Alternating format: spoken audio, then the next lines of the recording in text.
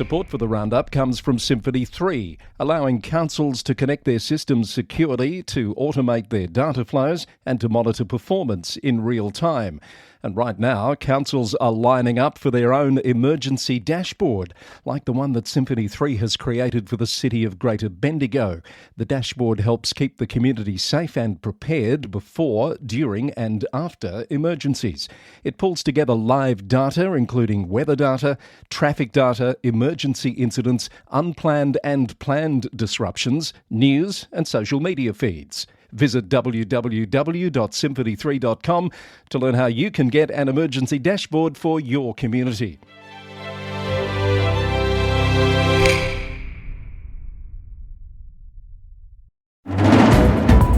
Coming up on the Roundup, ICAC's Parramatta Council inquiry opens today. Yarra Council reportedly set to drop a controversial bike plan. A seismic shift in local politics in England. A local mayor rejects police snub claims. Murrumbidgee expands consultation on its 4-day workweek plan. New housing infrastructure funding welcomed. And a cyclist loses a damages case against Brisbane City Council. All of that and more just ahead. Hello, I'm Chris Eddy, back with more of the local government news roundup, catching you up on news from and about councils across Australia and beyond. Our podcast is brought to you with the support of our founding sponsor, the Victorian Local Governance Association, the national broadcaster on all things local government. And support comes from Symphony 3, simple, connected customer experiences, and from Rath Engineering Development, smarter local government systems built from real on-the-ground experience.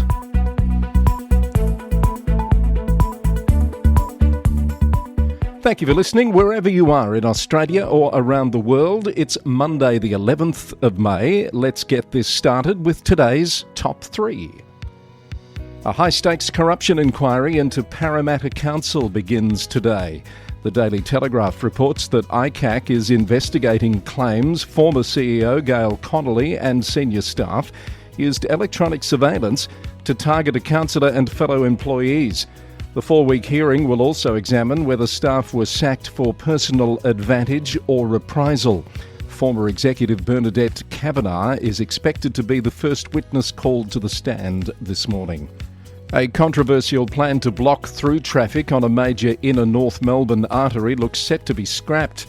The Age reports that Yarra City Council planners are now recommending a watered-down safety package for Wellington Street, following a massive public backlash from Collingwood and Clifton Hill locals.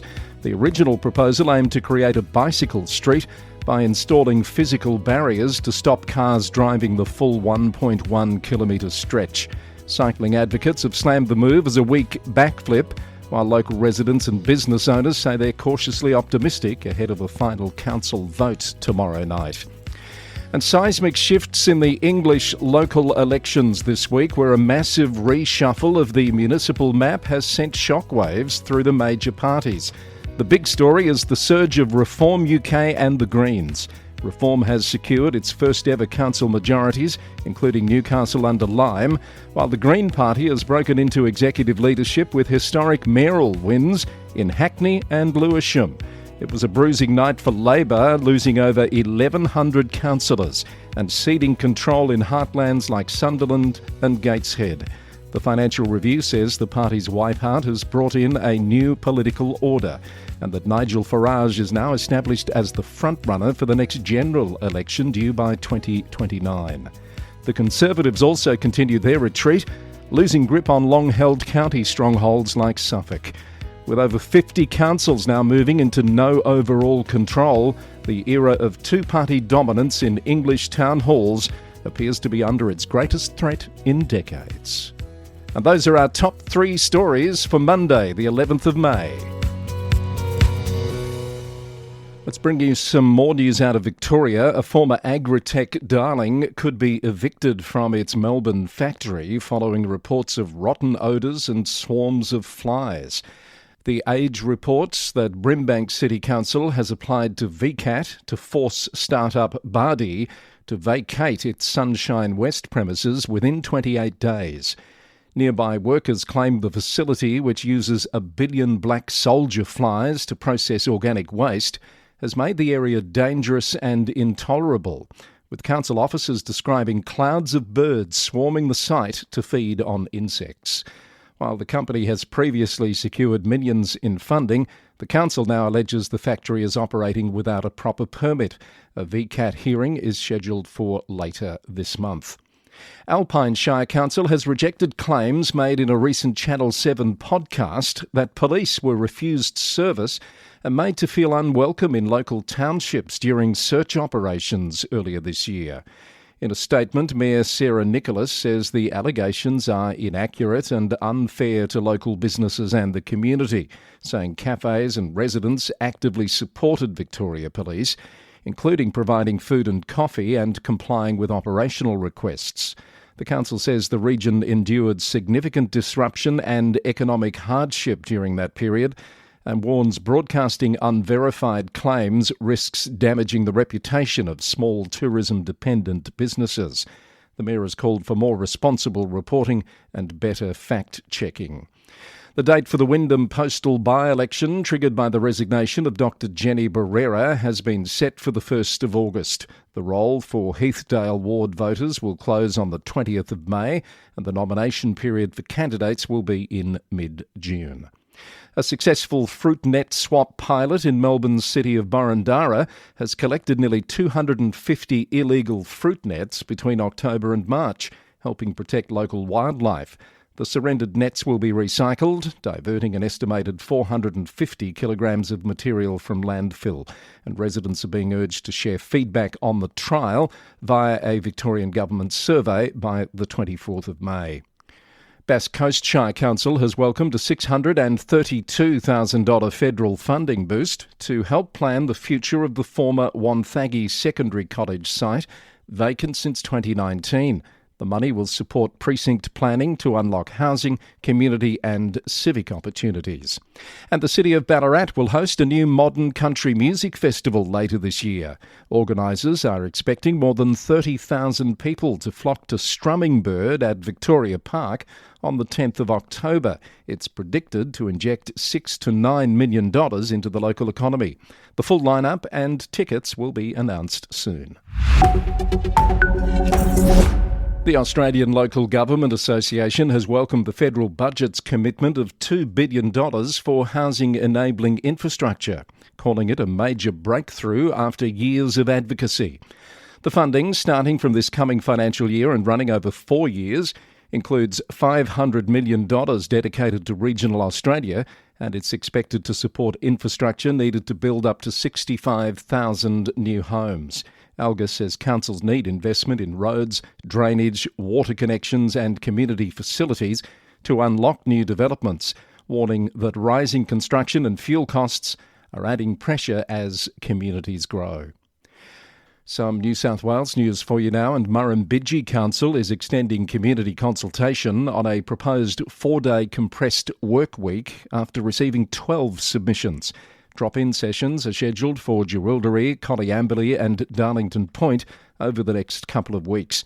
General Manager John Scarce says the council is looking at practical ways to deliver services more efficiently while meeting community needs without increasing pressure on ratepayers.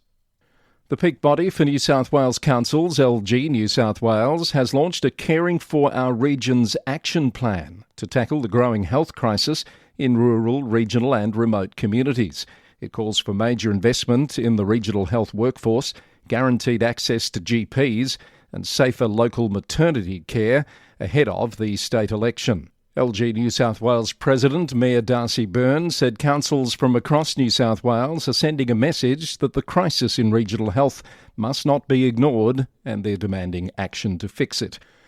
The Mayor of Kiama, Cameron McDonald, has joined the LG8 Regional Partnership at New South Wales Parliament to present a united voice on key priorities like transport, housing, health services and the visitor economy. It was also an opportunity to discuss progress on the Council's Performance Improvement Order with state ministers. Forbes Shire Council has urged tougher carp control and stronger water quality monitoring ahead of the Murray-Darling Basin Plan review. The council says declining Lachlan River water quality risks drinking water treatment and public health, and it's pushing for native fish recovery while balancing irrigation needs with environmental flows. More on that from the Forbes Advocate. Parramatta is cementing its status as a sporting powerhouse. The city has teamed up with the AFL and the Giants in a new partnership to boost local sport. The deal brings the AFW season launch to Parramatta Town Hall and offers free programs and match access for local families. Lord Mayor Martin Zeta says it's all about bringing major events to the heart of Greater Sydney. The historic Thomas James Bridge near Lower Macdonald has won the Judges' Excellence Award in Heritage at the 2026 IPWEA New South Wales and ACT Engineering Awards. Hawkesbury City Council accepted the honour after completing a 2-year $23.5 million restoration following major 2022 flood damage. Works finished in November 2025. And Liverpool City Council has welcomed Councillor-elect Zeli Mungiza following a by-election for South Ward. Her formal induction is set to take place this week. To Queensland, an elderly Brisbane cyclist who lost an eye and suffered a brain injury after hitting a temporary mesh barricade on a footpath has failed in a damages claim against Brisbane City Council. The Supreme Court found the council's conduct wasn't so unreasonable to meet the higher liability threshold under Queensland's Civil Liability Act. QLS Proctor has more detail on that story. Scenic Rim Regional Council officers have responded to a dog attack in Bow Desert on Thursday involving a 2-year-old bitten by a bull Arab-type dog. Emergency services treated the child and took them for medical care. The council says the dog is now deceased and its investigation is complete with no further action at this stage. A member of the public was found deceased at a Moreton Bay City Council facility in Redcliffe on Friday afternoon. Staff involved in the matter are being supported by council and specialist counselling services. Queensland Police are investigating and the council says it won't comment further at this time. Queensland councils have uncovered more than $1.3 billion in previously unrecorded roads, footpaths and drains over the past 5 years, according to ABC News. A new Queensland Audit Office report blames systemic weaknesses in asset tracking and bookkeeping, with some councils also correcting duplicated or non-existent items. The audit warns better records are needed to properly manage local infrastructure. And Lockyer Valley Regional Council has put flood resilience back in the spotlight during a visit from Senator Corinne Mulholland. The Senator toured key road upgrades and received a briefing on the Laidley flood mitigation project, with the council urging further funding to get it delivered. Mayor Tanya Milligan says protecting homes, businesses and growing communities from future floods remains a top priority. From elsewhere around the country, firstly in Tasmania, a Hobart dog has been granted a last-minute reprieve from a death sentence following a Supreme Court ruling. Pulse Tasmania reports today that Justice Stephen Estcourt has overturned a Hobart City Council order to destroy an American bulldog named Piper following 2 unprovoked attacks in local parks last year. The judge ruled the council failed to provide the dog's owner with a fair go by not allowing him to propose an alternative safe house after his first location was deemed unsuitable. Describing the dog as a sentient being facing euthanasia, Justice Estcourt suggested a dangerous dog declaration would be a more humane option. The matter now returns to the council for reconsideration. The Shire of Wandering in Western Australia will hold an extraordinary council meeting on the 31st of July after the resignation of Councillor Dennis Jennings in April for personal reasons. Shire President Cheryl Little says the vote is required under the Local Government Act and has been confirmed by the Electoral Commission. The council will run the poll in person to keep costs down, with more details on nominations and voting to come soon. The cities of Gosnells and Karratha have been named Platinum Waterwise Councils of the Year, recognised for long-term water-saving initiatives. The Coburn ARC has also taken out Platinum Waterwise Aquatic Centre of the Year, as 46 councils across WA are now endorsed in the Waterwise Councils program. And the City of Darwin in the NT is inviting residents to consider nominating for the Chan Ward Council by-election set for Saturday the 30th of May. It follows the resignation of Ed Smelt, who was elected as the member for Nightcliff. Nominations open on the 8th of May and close at noon on the 14th of May, with early voting from the 23rd of May. Now for some more global news in the USA, in West Virginia, Morgantown City Council is weighing a possible increase to the city's $3 a week user fee as the city faces an estimated $2 million revenue drop over the past year. The weekly fee is paid by everyone who works in the city since being introduced in 2015. City Manager Jamie Miller told WV Metro News that no decision will be made without public input and following a public workshop on the issue. Business owners have urged leaders to explore other options first, including a proposed student impact fee tied to West Virginia University's off-campus population. In rural southwest Wisconsin, voters in the town of Cassville have unanimously backed a temporary ban on data centres, pushing back on a proposed billion-dollar project. Residents cite concerns about water, power use and property values. But backers say the site is attractive because of nearby high-voltage transmission lines. But the developer is now saying they'll look to other states. More from wisconsinwest.org on that. That's our data centre story for today. Now to Canada. 5 years after declaring a climate emergency, Calgary City Council is considering a major U-turn. CTV News reported that 2 motions passed a committee last week aiming to scrap the symbolic declaration and audit over $200 million in climate-related spending. Critics argue the policy is fragmented and lacks transparency, with a final vote on the reversal expected at an upcoming council meeting.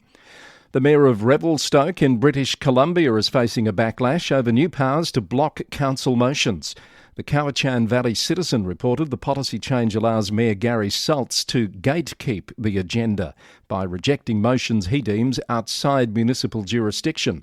Critics are calling the move a blow to transparency, following the Mayor's private request for a councillor to withdraw a motion regarding the Israel-Palestine conflict. Kent County Council in South East England is set to vote on proposals to open meetings with the Lord's Prayer and the National Anthem, according to BBC News. The Reform UK-led authority says it reflects Britain's Christian heritage, while opposition councillors are arguing it's inappropriate and risks excluding people of other faiths or none. And in New Zealand, tourists visiting the South Island's Mackenzie District visitor hubs may soon have to reach into their wallets. Following a meeting last Tuesday, Mackenzie District councillors voted to fast-track a feasibility study for introducing paid parking in high-traffic spots like Lake Tekapo. The move is aimed at reducing the burden on local ratepayers. The council also approved a new billing system for extraordinary water users, targeting those who exceed a revised threshold of 600 cubic metres per year. And that's the latest from the Local Government News Roundup, edition number 584, recorded on Monday the 11th of May 2026. If you'd like to know more about any of the stories featured today, head to lgnewsroundup.com where you'll find the story links. Our podcast is brought to you by the Victorian Local Governance Association, the national broadcaster on all things local government, with support from Symphony 3, simple, connected customer experiences, and from Rath Engineering Development, smarter local government systems built from real on-the-ground experience. The Local Government News Roundup is recorded in the city of Greater Geelong, Victoria, on the land of the Wadawurrung people of the Kulin Nation. Until next time, thanks for listening, and bye for now.